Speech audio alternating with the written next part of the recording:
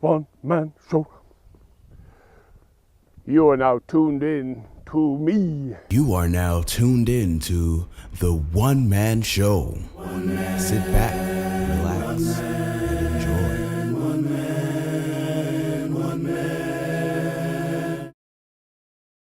One Man Show. You are watching the One Man Show. Have you switched off yet?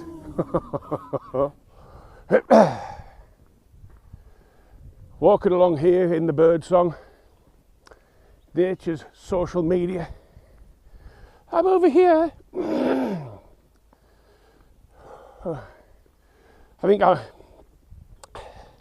got myself going a bit on the last one-man show that social media is destroying the planet.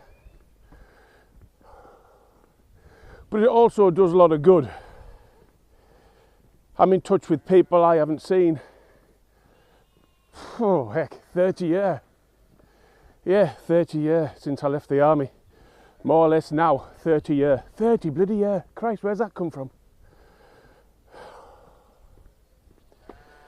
And so it has some damn good uses. There's no two ways about that. But for some people, they're obsessed with it. And that's the point I was trying to make. But today's topic is you. Why do you try and be anybody else but you? Why, as soon as I start talking, does a frigging car come? Well, must be a reason. Why do you want to be anybody else but you?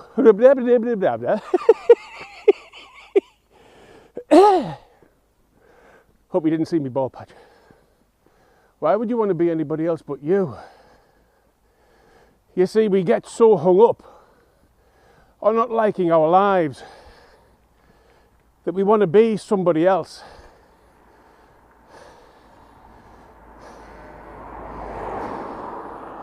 And here's my rationale behind it.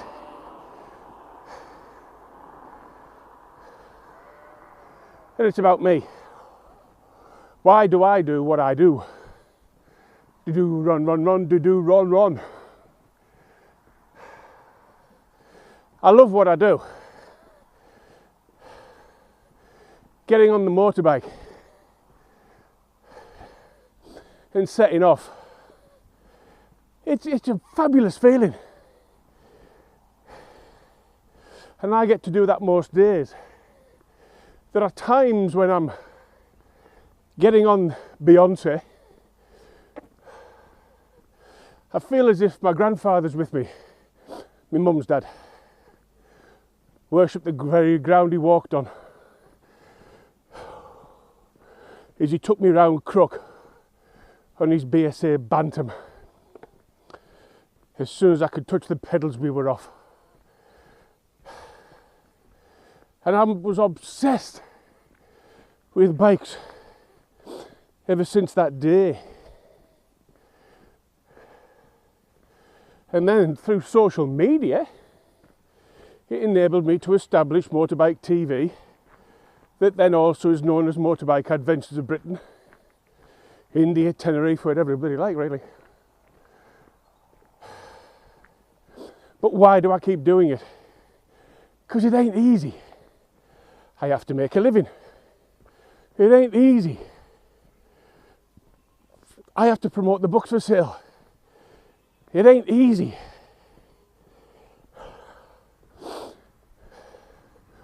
Driving the truck's easy. That's easier than anything I've ever known. Being in the army, actually I found that quite easy. But what I'm doing, where's all these poxy cars coming from?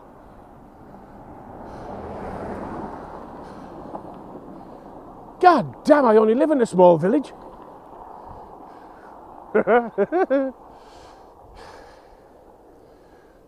But you must have dreams and desires, and that's what I'm trying to put across, is why I do what I do. Even though it's hard. The writing of the books makes my head hurt.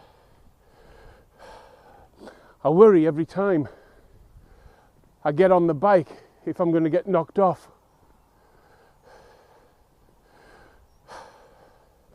I worry if I'm going to come off the bike. I wonder if people are going to sponsor what I'm doing.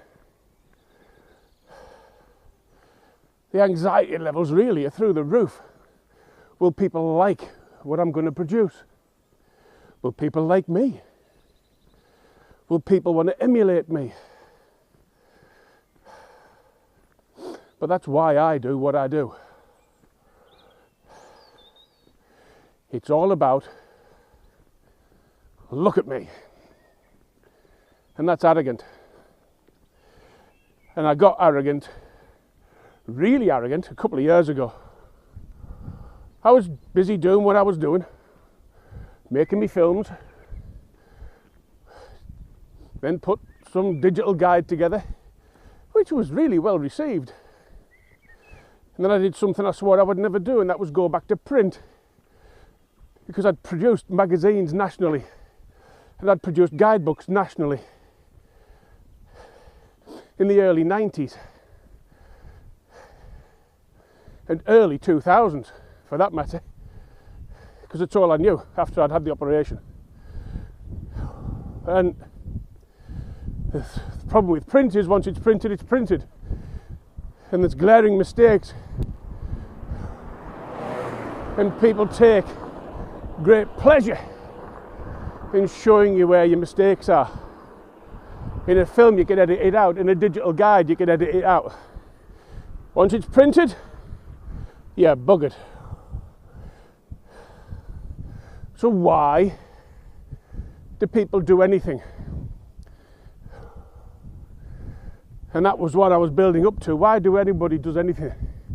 Mostly people do something, or they buy a car, or they buy a motorbike, or they buy a 4-bedroomed house to make other people jealous.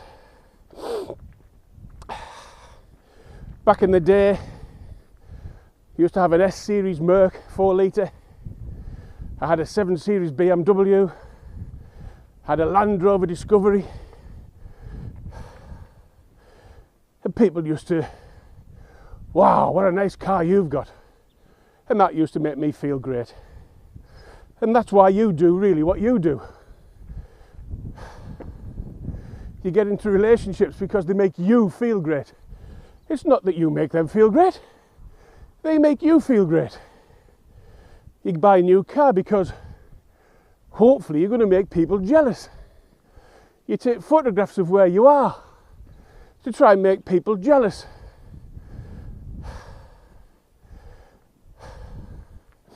And I'm more to blame than the next man, which is why I went on about social media is destroying the planet.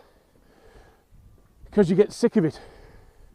There's a guy called Ant Middleton, and he did that Who Dares Wins on Channel 4, which used to make me chuckle, because having been there and done that, I understood the pain that those guys were going through running up hills.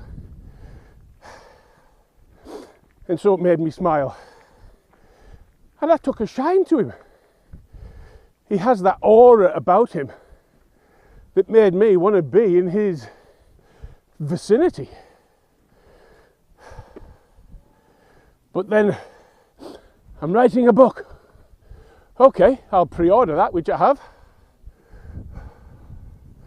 Now I'm going and doing my one-man show around the country. And here I am running with Garmin.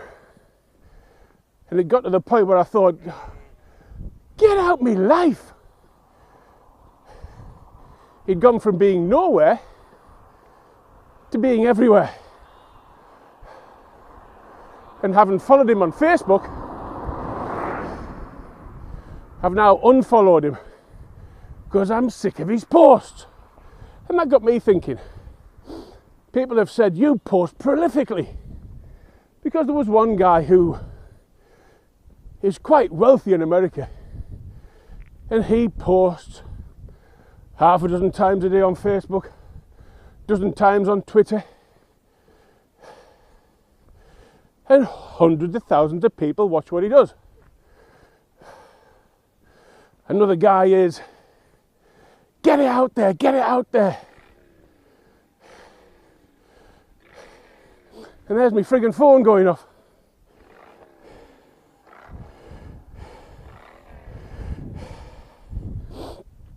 I'll answer that later. And so I took their advice, post. But when I looked at what other people were doing, it was driving me nuts.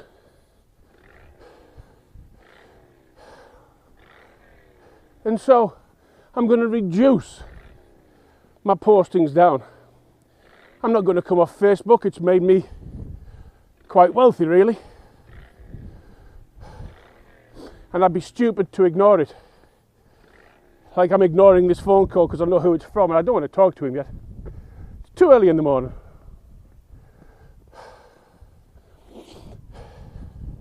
So why do you want to be who you want to be? You have desires to go around New Zealand. You have desires to go around Canada. You've got desires to go around the world. Desires for a new car, a bike, a new woman in your life. It's all about your perception to other people. I've taken the other role now, where my car is 15 years old. It cost me 750 quid. And you know something? I can ride behind a car that's doing £100,000. I'm going to get to the same place. Beyonce, she's coming up 15 years old. And if I get another bike, that feeling of woohoo, it's only going to last a little bit of time. And I can't get rid of Beyonce, I just can't. I know it's only metal and rubber, but she means a lot. The point about today is, why do you do what you do? And if you investigate yourself, you'll find out it's how you portray yourself to other people. I got wrapped up in that. Be careful you don't get wrapped up in it too much yourself.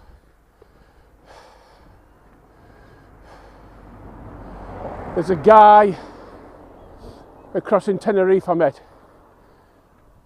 So wealthy. He drips with it. Just his demeanour. Owns a golf course, makes £50,000 a day. Rides round in a sea at Leon. His brother, they've got the marina. He has a yacht, massive great yacht. Rides around on a 125 scooter. They could go everywhere in a helicopter if they wanted to. But they're that wealthy, they don't need to show it off. It's people that are trying to be wealthy, who perhaps feel inadequate, who are trying desperately to show what they haven't got and trying to make up for it. That's probably why I do what I do. But I also bloody love what I do. And the arrogance I got a couple of years ago after I'd been to India was having been invited. Hey, I'm famous, me. My head swelled and exploded. And I became a twat. With the Durham book that I'm going to do, I'm going back to how I started. Doing it for me. If you like it, great. If you don't, hey, that's okay. And as this truck powers towards me early this morning,